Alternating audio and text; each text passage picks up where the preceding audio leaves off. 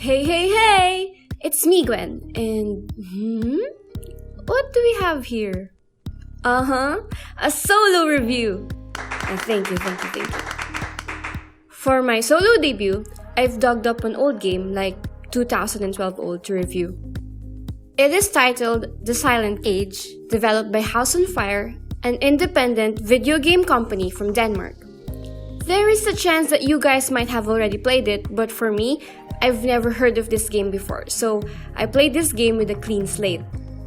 This is still a comprehensive game review like the ones we made before, but since this is a very simple game technically, our journey together will be short. No time for napping! What is The Silent Age all about then? The Silent Age is your basic point-and-click adventure game. Speaking of point-and-click adventure games, I love them. Here, you take on the role of Joe, literally your average Joe, a janitor for a totally not shady company in the year 1972, who finds himself at the center of a bigger-than-life plot that involves a mysterious future epidemic that has wiped out all of humanity. You are tasked to do something about it by a person who claims to be from the future and get a portable interdimensional planar membrane chronosync instrument, or so eloquently explained by him. It's a goddamn time machine, okay? Your goal is to then meet up with this time traveler in the future to warn him of his impending death. You then journey from place to place and solve typical point-and-click puzzles, all while using the goddamn time machine to jump from one time to another. Your only goal is to finish a story. That's it. How do you move around in the game then? This is a point-and-click adventure game, so the controls are simple. The game helpfully layouts the controls into 6 actions. Tap anywhere on the screen to walk. Double tap to run. Tap objects to interact with them. Swipe through the whole screen to search for objects. Tap the goddamn time machine to jump from one time to another. Tap inventory items and then tap on an object on the screen to make them interact with each other. It is basically like every other point-and-click adventure game, with the added element of time travel. This means that every place has 2 states of time. Sometimes, paths are blocked on one time but are opened on another, like an electronic door that can only be opened in the present time when electricity is still flowing. You can even affect events in the future, like stopping a poison ivy to grow to have access to a door. The gameplay is still click, or tap in this case, everywhere, and Joe will pick up anything that is important. If you're stuck, you can do the brute force approach and do all possible item combinations and find which will work. This game is not hard though, don't worry. In terms of difficulty, it sits comfortably in the middle of I can do it with my eyes closed and crying on the floor cause I don't get it. This means you can still exercise your puzzle brain while fully immersed with the story. But this won't be your thing if you're looking for something really challenging, like the type where you need to take down notes or do some creative thinking to solve. Is the game really free to play? The Silent Age is free to download in the Google Play or iOS App Store.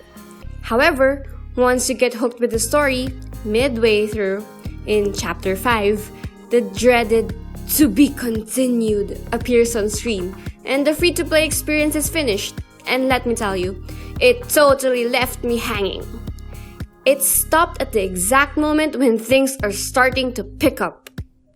The game then takes advantage of the story cliffhanger and then makes you pay for the next episode, which also concludes the story.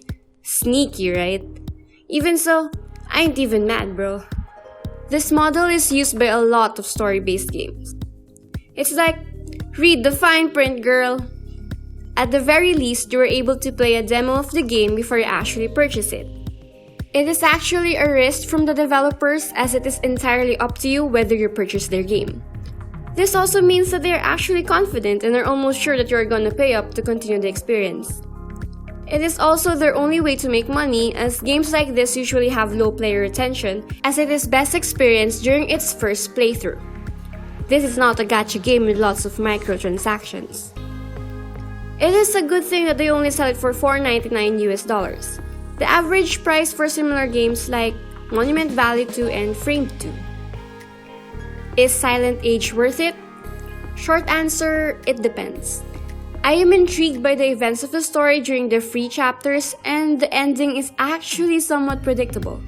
However, I am not complaining as it still gave an experience worth its price. I am, however, pleasantly surprised that the dialogues are actually voiced. All I want is some simple answers to some simple questions. Jasper. It's Joe, sir. Of course, Joseph. Not a lot do that.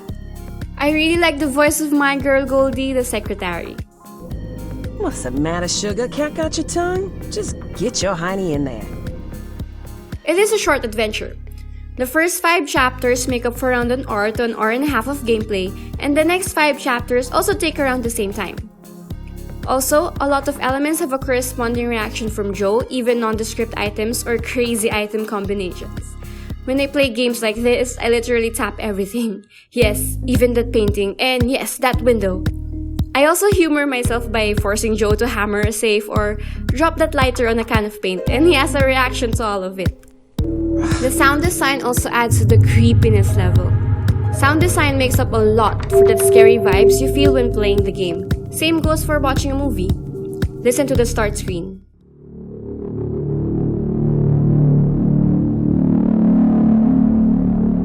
It really sets the mood, right? While you are playing the Silent Age, background noises are also present to add to the experience, especially when you're in the future where everywhere is literally in ruins. You can't deny that hearing the rope from the dead hanging corpse does not unnerve you a bit. I like this game, even as an avid fan of its genre. It ain't revolutionary, but the experience as a whole is definitely worth the try. But in the end, it's something that just adds to my quote-unquote repertoire of point-and-click adventure games. It won't be something that I will reminisce about or think from time to time while sipping my tea, for example. It might be different for you guys, so just try it. This has been Gwen. Time to stop watching and let's get our hiney out of here.